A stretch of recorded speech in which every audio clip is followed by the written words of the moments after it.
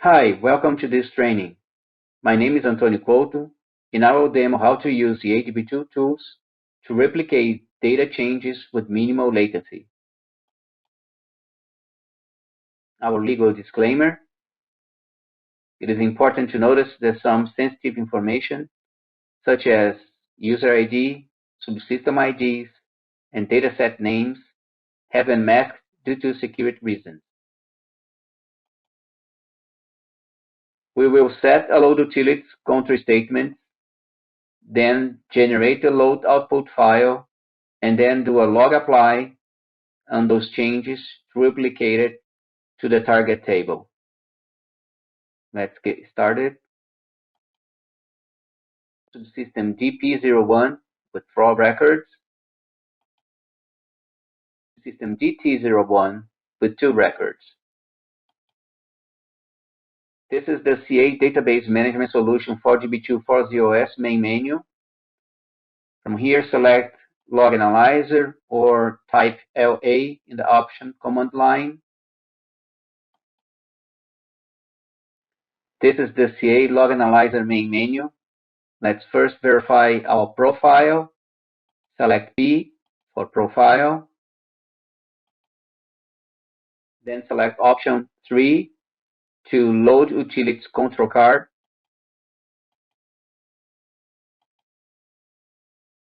In this panel, verify that redo and undo fields are set to R for redo. Hit enter to process, and then PF3 to come back. Hit PF3 again. Now we're gonna process the log. So select 1 for process log. Then select S on DML activity.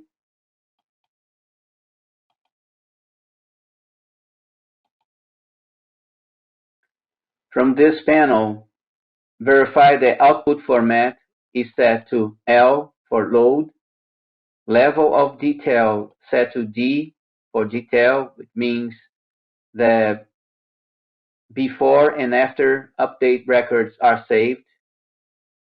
Other output by is set to U as a unit of recovery. We now update the filtering, so select table filters. We're going to include a table.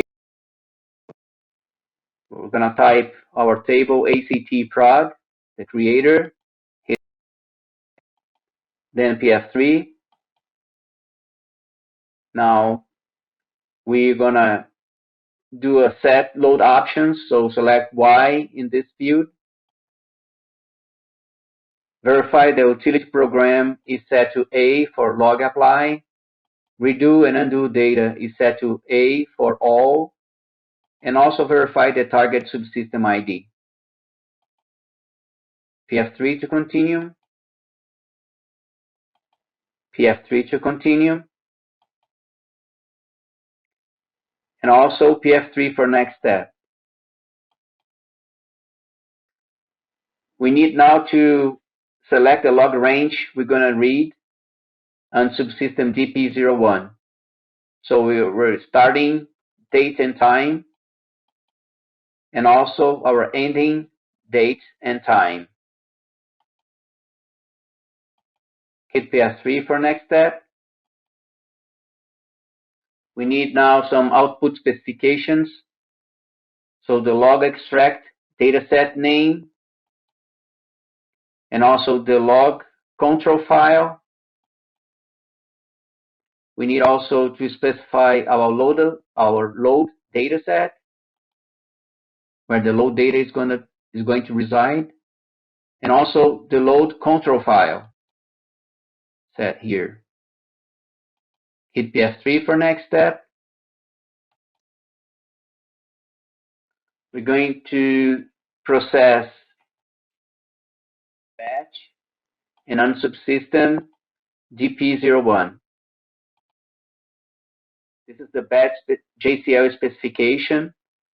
So verify that you have set properly the model library and also a job card. Select J to submit directly to Jess. This was successfully executed, return code 0. This process created 4 data sets. We will browse the first ones. The first one is the actual data set where you can see 2 inserts and 1 update with the after and before images.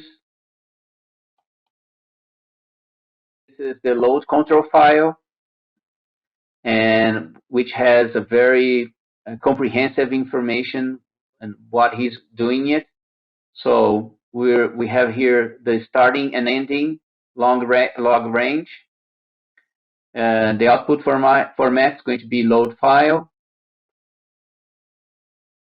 Here is our table filter. So our table selected here, and also the log extract and the log control files. We are running in an environment with the data sharing group. So we'll see now the DP01 and also DP02, 3. We're reading DP01 because it's the only subsystem that has data on this table. Now we're seeing that we're including our table in the process of extraction, and it will generate a utility to run log apply. This is the actual load data set and the target subsystem ID.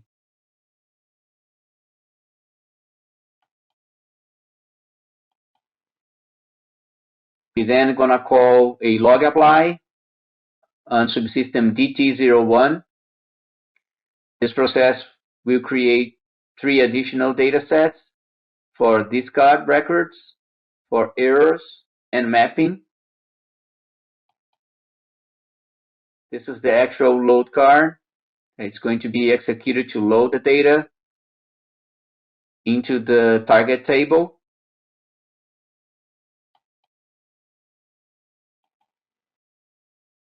We're going to then call batch processor BP and execute this batch processor in batch on subsystem ID DT01, and this is the load control data set that we're going to execute. We will submit to Jess. Submitted. Executed successfully. You can see that we have 3 data sets, 3 additional data sets: the discard, the error, and the mapping ones.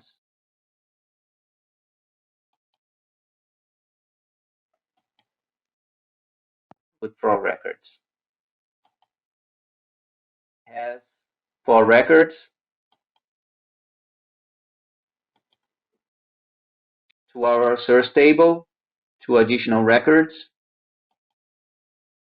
It has only 4 records. We're then gonna create a strategy, so select 2 for strategy services. We will create a strategy called ACTPR001, which is a log apply for ACT prod on DT01. We set the log subsystem ID from where we're going to read. So we're creating a strategy called ACTPR001. We then need to select DML activity, PF3 for next step. You can see we're repeating the process for the load, the output format as load, level of detail as D, order output by unit of recovery. We add the table filter and also specify the load options. Verifying the utility program is A, redo and undo data is set to A for all, and our target subsystem ID. But this time, we will save, enter save, to save these settings, then PF3 to continue. We also gonna enter save here to save these settings in ISPF profile. Hit PF3 to continue. Now that our strategy is saved, we submit it. Select S in front of the strategy name. We will then do some additional settings. First of all, we are going to execute in batch. And also, we need to save the results, and we'll see why. So, execute in a batch. Job submitted and executed with 0. Here is our load data with the 2 additional records that are going to be inserted. We're going to call batch processor, submit in batch, on DT01, this load control dataset, submit to Jess, job submitted successfully. The same ones. With 6 records now.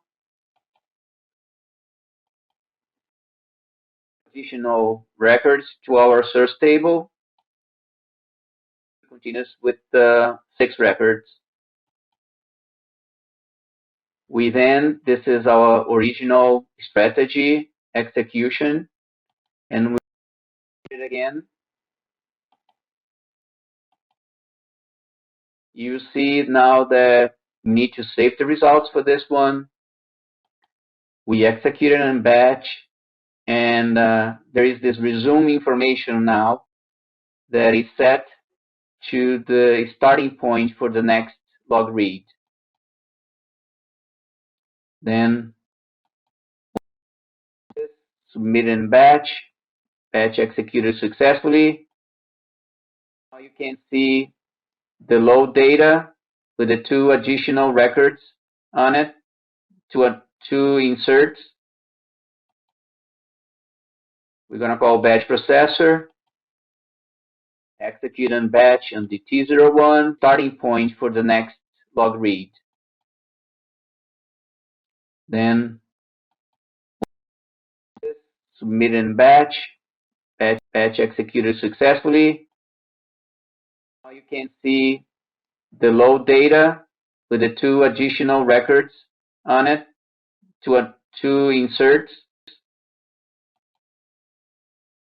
We're going to call batch processor, execute in batch on the T01, the load control file,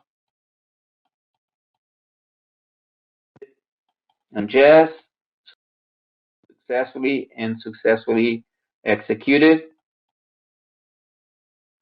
So by using strategy, change can get replicated on a regular basis.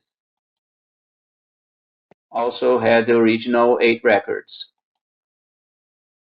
It has 8 records on DT01.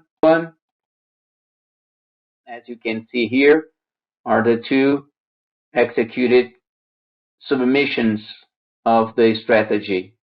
And it's all being saved. And once you re-execute it, it starts from where it was left. So you will always get the latest updates